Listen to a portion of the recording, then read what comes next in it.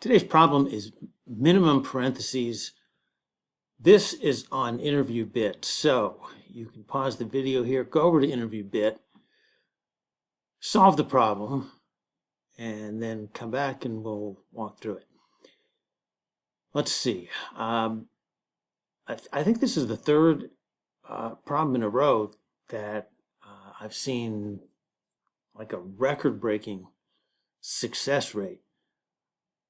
A couple of days ago, it was 70%, then 75%, and today it's 77%. Very popular question. 195 likes, 5 dislikes. Asked at Google. All right. The problem is, given a string A of parentheses, these open or closed parentheses, the task is to find minimum number of parentheses, open or close, at any position that we must add to make the resulting parentheses string valid. String is valid if open brackets are closed by a corresponding closing bracket and they're closed in the correct order. Length of string A will be between 1 and 10 to the 5th, 100,000, and all of the characters in the string will be open or closed parentheses.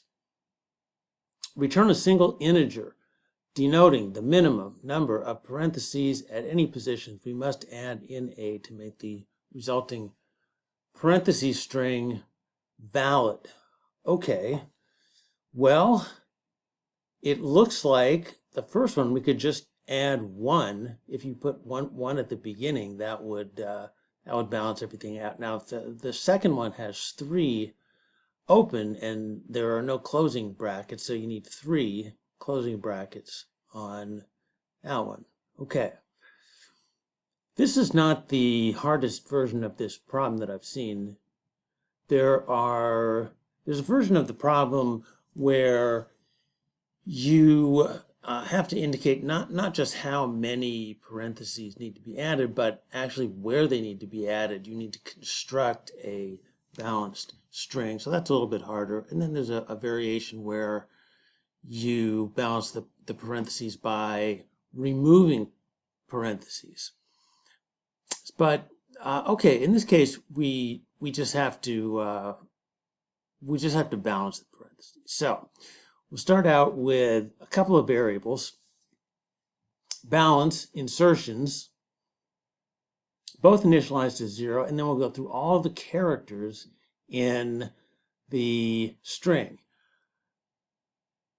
Sometimes when when I'm looking at something and I'm trying to figure out, do the parentheses balance or do the curly brackets balance, I just start out counting them. Count the open ones as 1, and then if there's a closed one, then I deduct 1. And I hope that when I get to the end, it comes out to 0.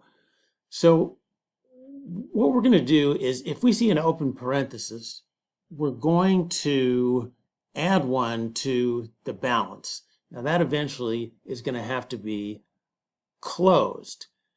Okay? Now, if we see a close parentheses,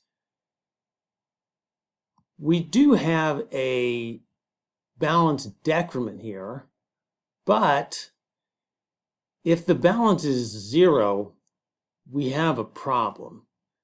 Okay, that means we've got a closed parenthesis, but we don't have any open parenthesis that we can match it to. So we're going to need to insert a parenthesis. So we keep track of that in the insertions variable. The balance variable, again, if we open a parenthesis, we add 1.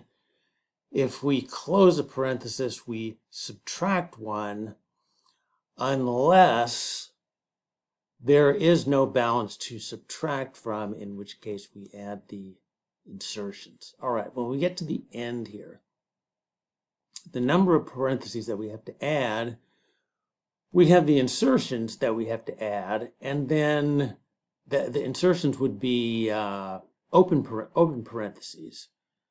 Those are the open parentheses that we have to add. Now the balance would be the closed parentheses that we have to add, because balance should be 0 if each opening parenthesis has a corresponding closed parenthesis. So just add those two together and return it. That should give us what we're looking for, and let's go ahead and run it.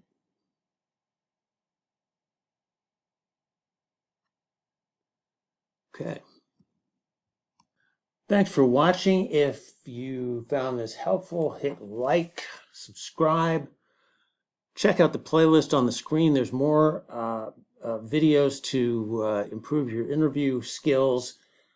The video description and the pinned comment should each have a link to a coding interview patterns PDF. Now that's free. If you're interviewing, you need that because it covers 12 patterns that show up all the time in coding interviews.